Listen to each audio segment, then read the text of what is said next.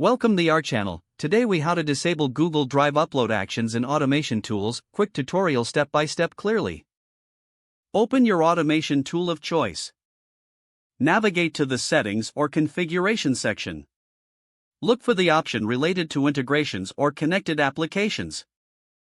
Find Google Drive in the list of connected applications. Select Google Drive to access its specific settings. Locate the section labeled Upload Actions or File Handling. Disable any active upload actions by toggling the switch or unchecking the box. If prompted, confirm the changes to ensure they take effect. After disabling the upload actions, save your settings. Return to the main dashboard of your automation tool. Test the automation process to verify that Google Drive uploads have been successfully disabled. Review any remaining settings for further customization if needed. Exit the settings menu to complete the process. You have now successfully disabled Google Drive upload actions in your automation tools.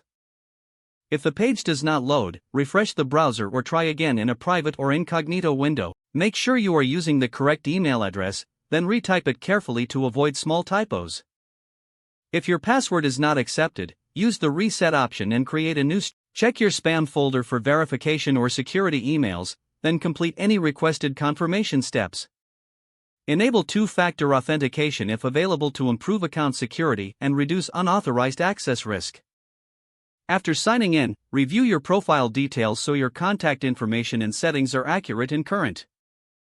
If you see an error message, note it down and try again after restarting your device and internet connection.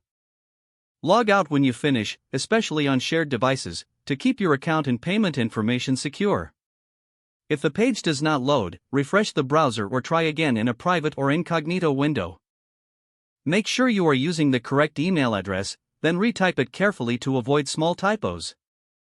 If your password is not accepted, use the reset option and create a new strong password you can remember.